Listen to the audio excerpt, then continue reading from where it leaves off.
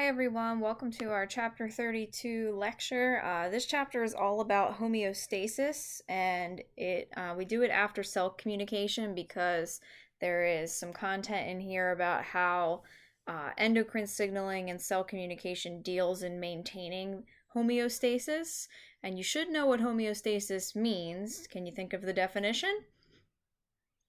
So you probably are thinking of the word equilibrium or balance, right? Equal. It's all about maintaining a certain level or set point in different organisms, and that's going to require cells communicating with each other and organ systems working in tandem, things of that nature. So we're going to go through chapter 32.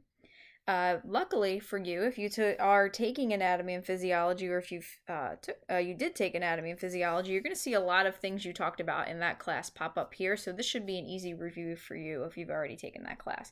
And in fact, the chapter starts off with talking about what anatomy and physiology are. So if you are not in those classes, anatomy is the study of the biological forms of organisms, like bones or muscles, and then the physiology is the function of those things, so like the sliding filament, how the muscle actually works, something like that. So in this chapter and beyond, we're going to start looking at the form and function, or the anatomy and physiology of animals and how body systems work. So as multicellular organisms, we have cells that specialize in certain functions, and we have control systems that regulate homeostasis. So from the smallest form of function, cells, all the way up to the largest form of function in us, which is organ systems, we have to first look at those, what they call the biological layers of organization. You probably have seen this in anatomy. If you haven't, it goes from the smallest form to the largest form. So for example, an organ system in us would be the integumentary system, and that's basically our skin. So the organ is the skin, and then you have skin tissue, and then you have the cells that make up your skin. And that system has a lot to do with regulating our temperature, and we're going to talk about that. All right, whoops, sorry. So a big part of homeostasis, especially in multicellular organisms, is all about maintaining a balance despite what is going on in the environment around them. So animals need to be able to manage and maintain their internal environment by either regulating it or conforming to their environment. So one of the first examples we're going to look at in this chapter is thermoregulation, how organisms maintain temperature, essentially. And there are two ways that organisms can go about this. They can be thermoregulators, or they can be conformers. And if you're already kind of thinking about what that means, right? If you're a regulator, you're using internal mechanisms to control homeostasis. That's going to be like you, right? You have your own sort of thermostat system in your body that controls your body temperature. You don't actively work on this day to day. A conformer is an organism that allows its internal condition to change according to its external environment. You're probably thinking already, this is something like a reptile, an insect, an amphibian. If you've ever seen somebody who has like a pet snake, there's usually a heating lamp inside that tank, right, to help them, because they rely on their environment to help regulate their temperature. Let's see. I meant to take this out. Sorry, moving on.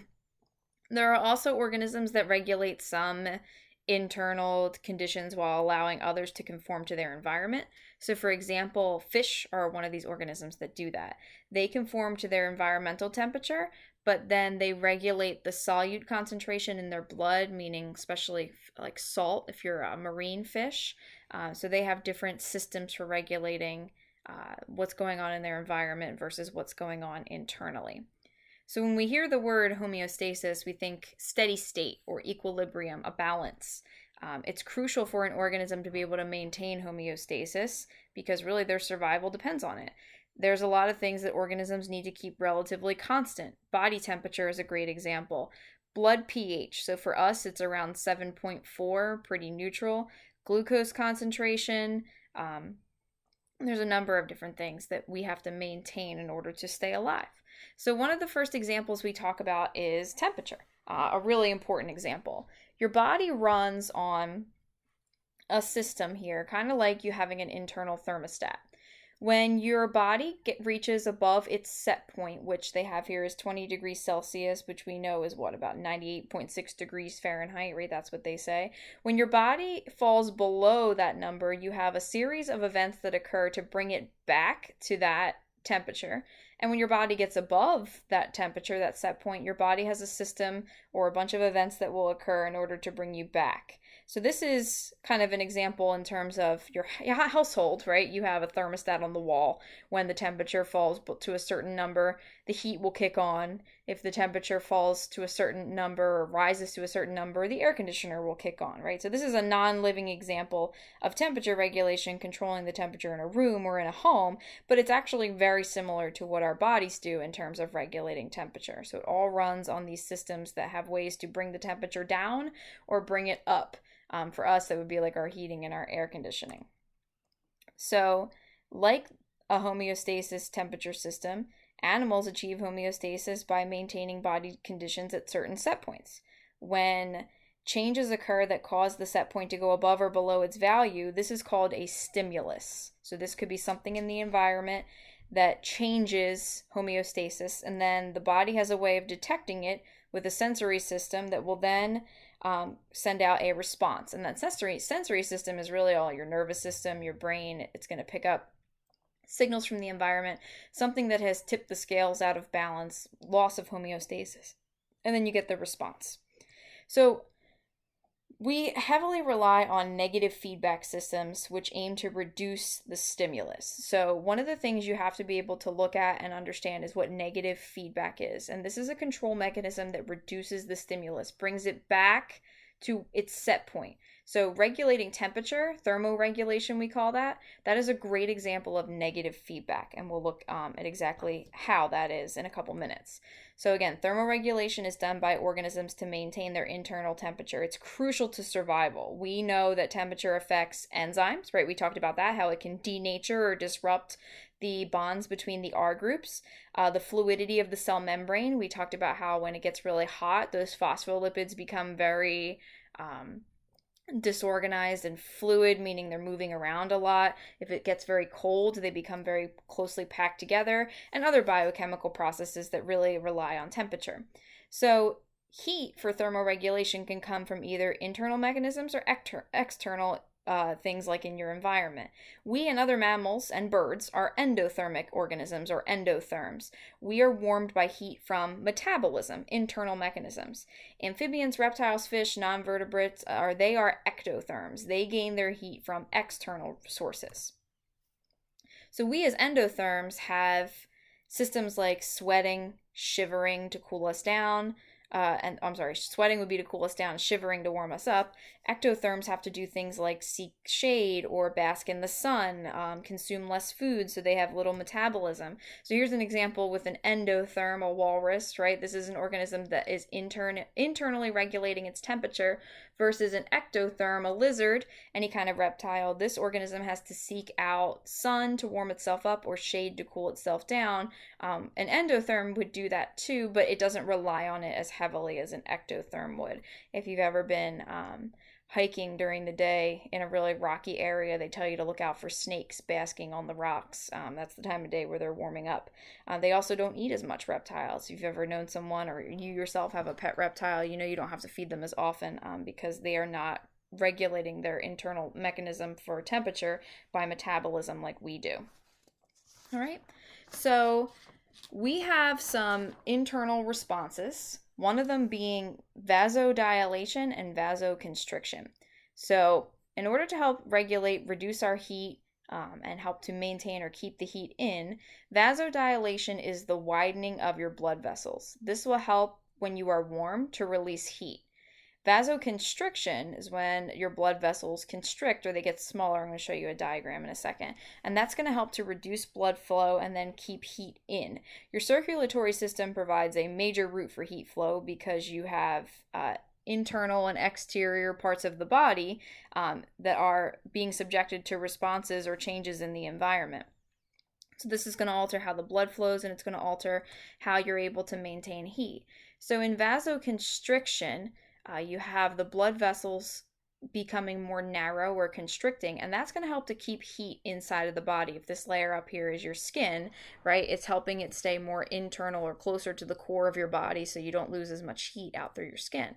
Versus when you're very hot, if you've ever seen somebody who's like very hot, if they've just been running or something like that and their face is all red or their skin is red, that's vasodilation. When you have your blood vessels widening, that's going to increase the amount of heat that's being lost through the skin and help to cool you down. So that system that you see, or if somebody's very cold and they look very pale, right, very flush, that would be vasoconstriction. This picture is not in your textbook, but I think it's a good reference on what that looks like and how it helps with heat regulation. Some organisms, specifically birds, some mammals, reduce heat loss by relying on this thing called countercurrent exchange. And it's a transfer of heat or solutes between fluids that are flowing in opposite directions. So your veins and arteries run in opposite directions. And here's an example with this Canadian goose. They're located adjacent to one another, or again, opposite directions. So as the warm blood moves from the body core, they say, right, the internal part of your body is usually warmer than your extremities. So as the warm blood moves from the body core, it transfers heat to colder parts of the body or to your veins. So as they pass each other, meaning the blood passes one another, it's transferring heat from the warm blood to the cold blood. Organisms acclimate to their environment through physiological adjustments to their environment or changes in their environment. So for example, this is the time of year where if you have a dog, they are shedding their winter coat. They seem to be shedding more than they usually do, and that's not just by coincidence. They are getting rid of that thicker fur that they grew in preparation for the cold winter. Some ectotherms can experience sub-zero temperatures, and they produce what they call an antifreeze protein that prevents ice formation in their cells. So organisms, which is pretty cool. Have you ever, well, maybe I can post it. You ever seen that video of the frog that's able to like freeze itself through winter and then come back to life in the spring pretty much, or unfreeze itself? That's an example here where they're able to do that. This is all systems for regulating body temperature. So those feedback mechanisms are controlled by a region of the brain called the hypothalamus. If you're in AP Psych, you learn all about the brain. We don't go into that in this class. But this is a group of nerve cells that act like a thermostat by activating mechanisms that promote heat loss or gain.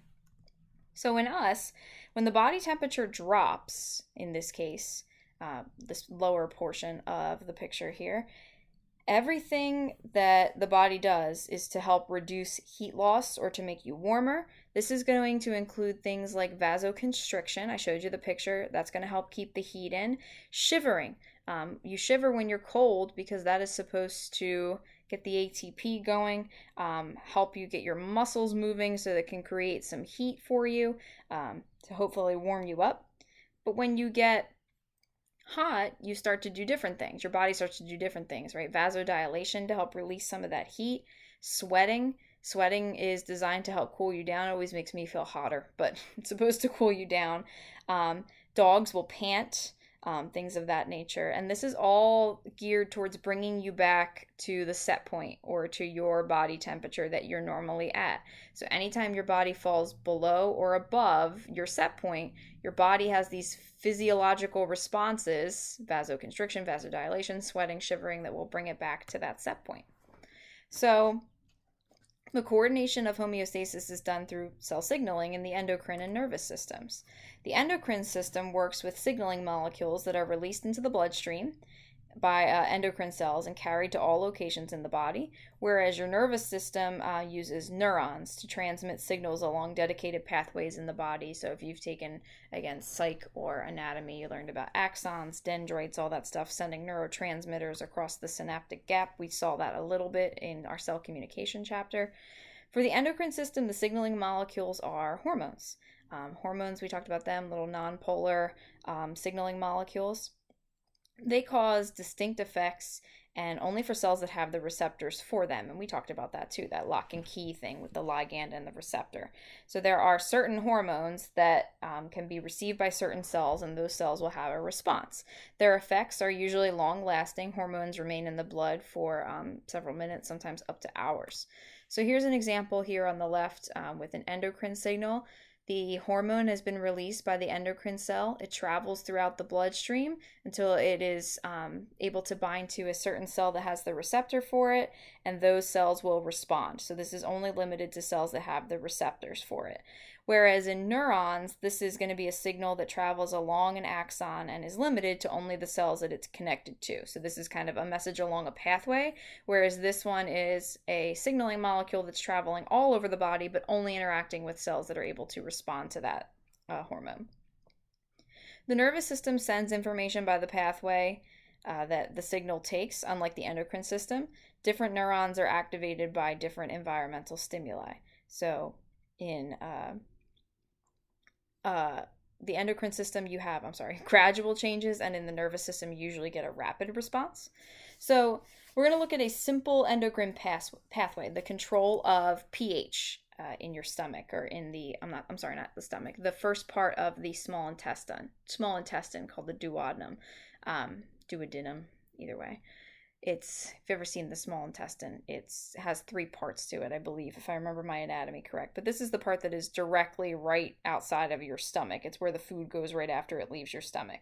So this is going to be partially digested food, and it brings with it some stomach acid. We know that our stomach is very acidic. So when that partially digested food leaves the stomach, it needs to be neutralized. It has a very low pH, and that very low pH, remember that the pH scale 1 through 6 are your acids. The lower the number, the more acidic it is. So that low pH is the stimulus for certain endocrine cells that are able to release secretin, which is a hormone that binds to receptor cells in the pancreas, and that releases a bicarbonate, which is designed to help raise the pH or to sort of neutralize that environment for the small intestine. So what does that look like on the pathway? The stimulus is the food coming out of the stomach that has a low pH, meaning it's more acidic. It's going to enter into the small intestine, and that signal is picked up by the cells. The cells that release the hormone secretin, which is a specific kind of hormone that is in this pathway of neutralizing the small intestine, it's going to be that secretin will be released. It's going to travel through the bloodstream until it reaches target cells in the pancreas. Those cells in the pancreas have certain receptors that will fit this hormone, this secretin hormone. And once that happens, they bind, and the response, or the cellular response in this case, after that signal transduction pathway, is going to be the release of bicarbonate. Bicarbonate you can think of like a base, essentially, and it's going to help to neutralize that stomach acid inside of the first part of the small intestine, because the small intestine is not designed to have that low pH like the stomach is.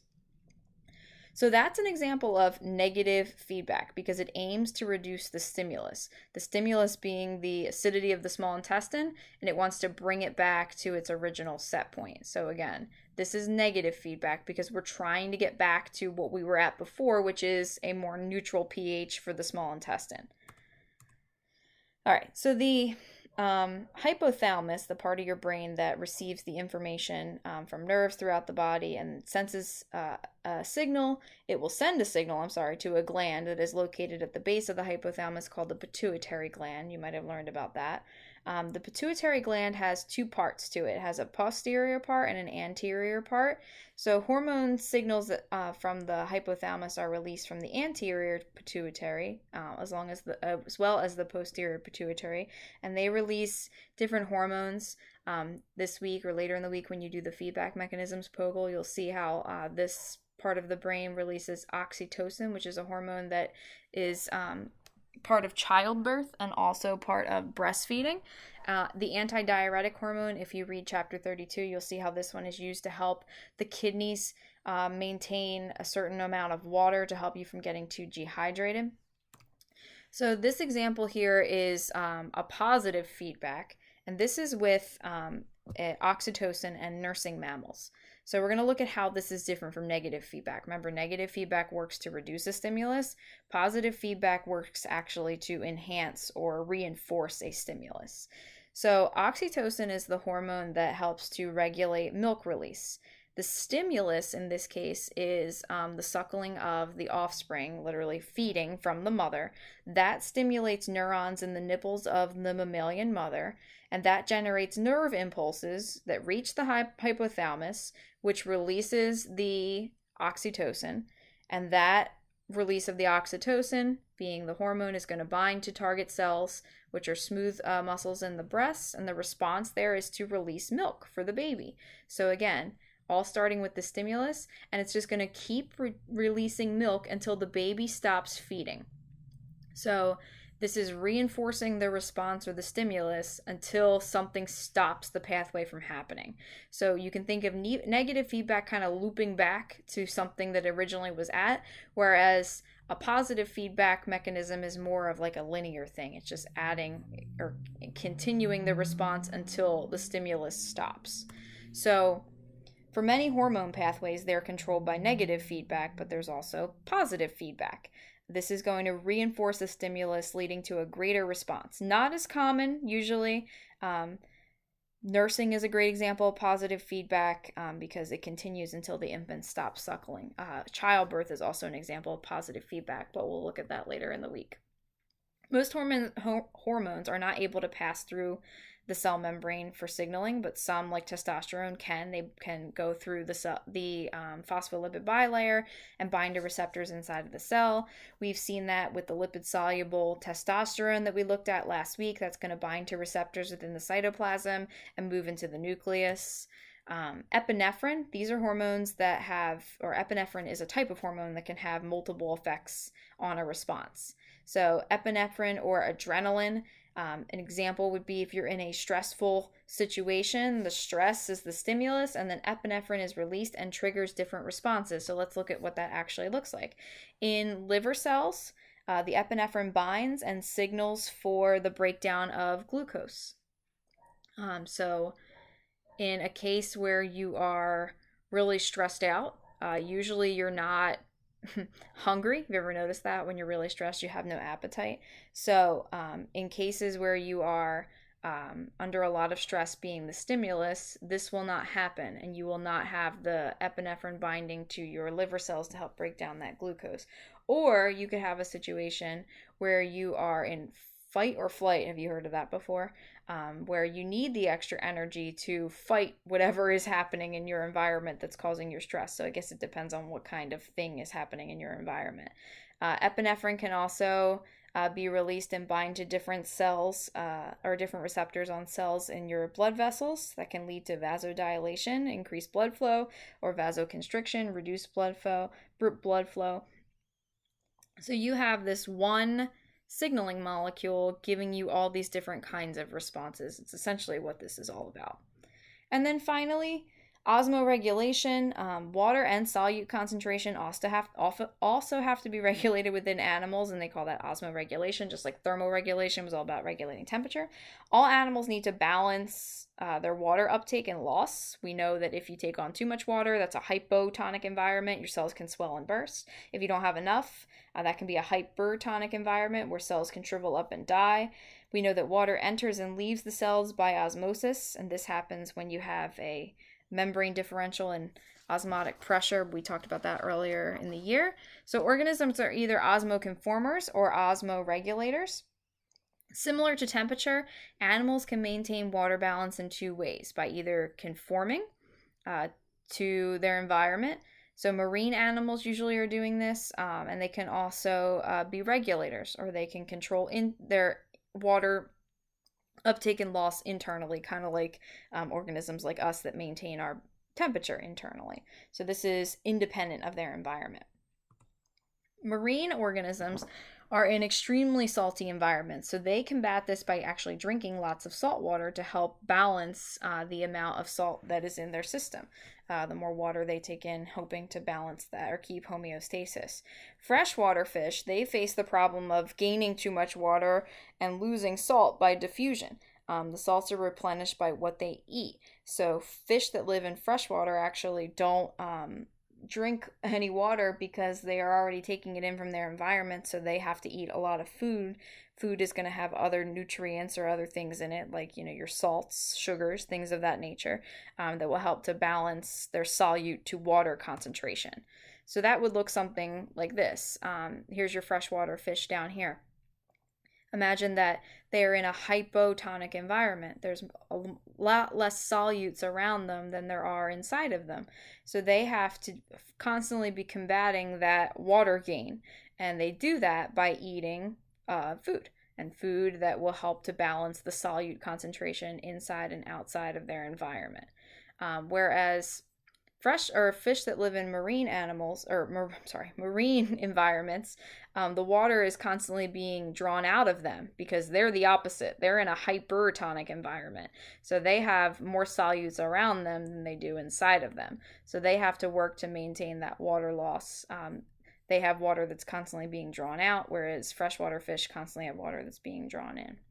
All right, so last but not least here, land animals also have a system for maintaining dehydration. They always face the threat of dehydration, so we know as organisms ourselves that live on land, we're constantly drinking water and eating to help maintain our amount of water that we have, and then also the amount of solute we have by eating. So we don't drink too much water. Make sure that you're eating too with your water so that your cells don't swell up and burst. I'm sure you guys remember that case study in Honors Bio about the bag of fresh distilled water that exploded the patient's red blood cells. Remember that one? That's a classic. All right, guys. So that is it. Thanks for listening. Post a question if you are the first. So many people in your class. I'll post that per class period, and then an answer to one of the questions about this lecture, depending on if you are in the second group of people to post a comment. All right.